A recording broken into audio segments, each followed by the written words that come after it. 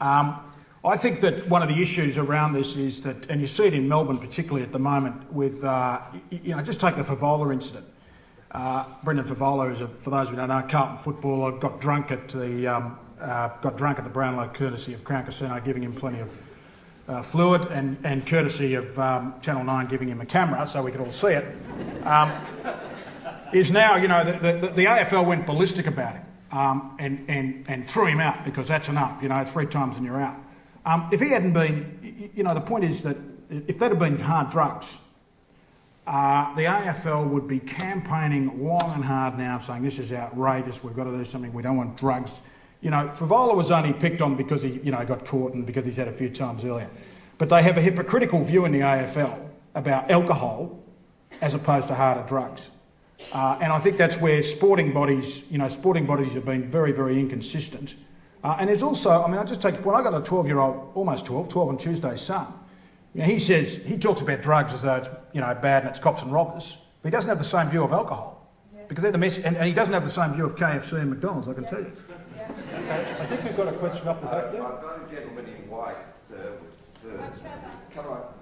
Prime Minister of Canada. Is it on? Oh, yeah. In the early 1990s, the Prime Minister of Canada said on TV that... Can I just ask who the question's for? Well, it's in reference to your mentioning you can't listen to the Americans, and it's for the American police officer. Yeah. Okay. So the Canadian Prime Minister said we were going to decriminalise small amounts of marijuana, and that never actually happened. He said it on TV, and the idea was that there was pressure put on him from Americans. So how can a country like Australia have a progressive policy when other countries who have a war on drugs might want to not have other countries moving forward? I think it's safe to say that the United States has been the 4-star general in the global war on drugs. And we have exerted enormous political pressure on Mexico, on Canada, but beyond our 2 borders.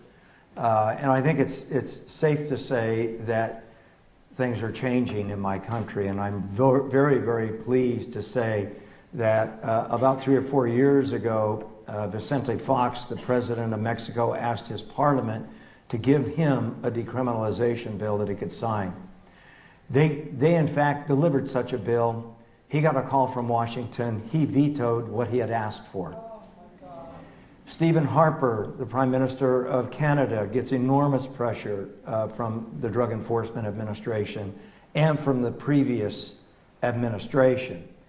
When Mexico, along with Argentina and Colombia, by the way, with Brazil and Ecuador poised to do the same, moved to decriminalize this time, they did not get a call from the Obama administration. This is a country that's beginning to show some respect, not only for foreign sovereign nations, but for its own 50 states, and it's very encouraging. Question up the back there. Hi, my question is for the whole panel. The US has a well-established... Sorry, can you start that again? Yeah, my question is for the whole panel. You better pick one person. All right, well, Norm is an American whose views I like, and Greg. The US has a well-established record of sponsoring narco juntas in Latin and South America, and now we are seeing the same phenomenon in Afghanistan. In the so-called fight against terrorism, we seem to be having created a new way of financing both drugs in Afghanistan and terrorism itself. Could I please get your views? We've had 2 attorneys general, John Ashcroft and Adolfo Gonzalez, who have both made very strong statements to the effect that the drug trafficking is financing terrorism, and particularly in Afghanistan. Well, of course it is. And the reason it's financing terrorism is because of the profits associated with the illicit manufacturing of those drugs. So all I can do is echo the sentiment that I think was expressed in your question. I certainly agree with it. All right, so next one, please. Okay, sorry. My question is directed towards Dr. Wodak. Now, a lot of the discussion today has been about decriminalisation and like harm minimisation towards drugs. Indeed, it's called make all drug use legal.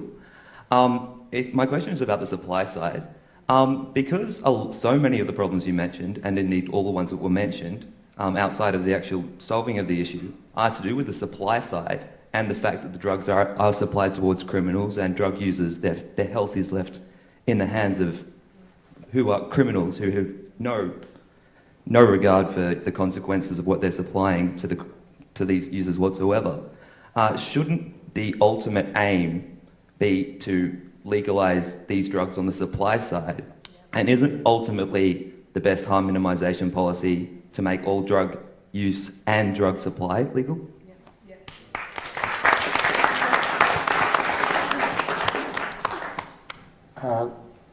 I think where we are both in agreement is recognising that the fundamental problem we're dealing with isn't on the supply side, it's on the demand side. That while there is a demand, there will always be a supply.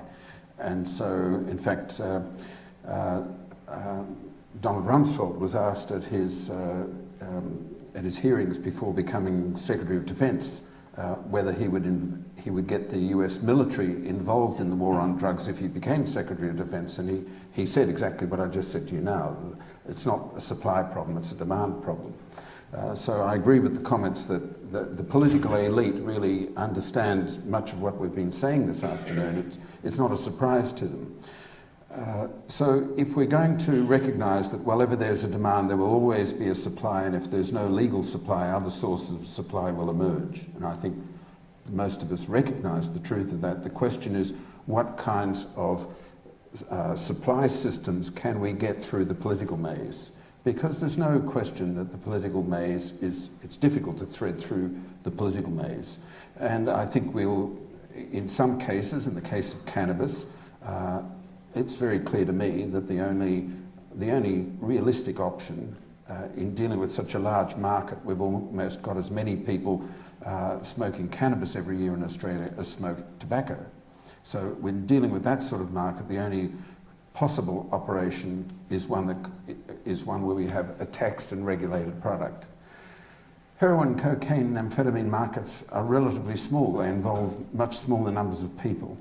Amphetamine is the biggest of those three in Australia and the United States, but heroin, cocaine markets much smaller. I don't think it's realistic that we would ever have 1 kilogram bags of 100% pure heroin or cocaine sold at supermarket checkout counters. I wouldn't support that. I don't know any people who use drugs who'd support that, and even if we did have that advocated, I don't ever see that getting through the community or the political system.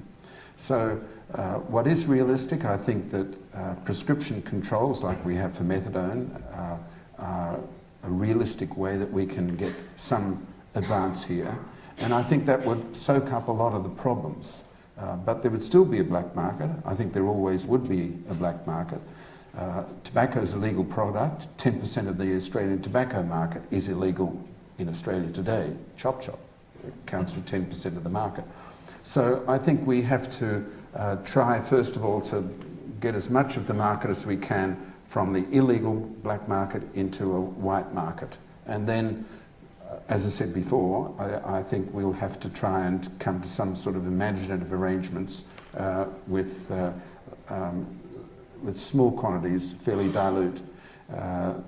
And this is, I was referring to historical examples, but there are countries around the world where we see this kind of thing. So, for example, in South America, which we've mentioned, in several South American countries, cocaine tea bags are sold legally in supermarkets, and people can put their tea bag in, pour in hot water and have a dilute infusion of cocaine. And nobody sees any problems with that, nor do I.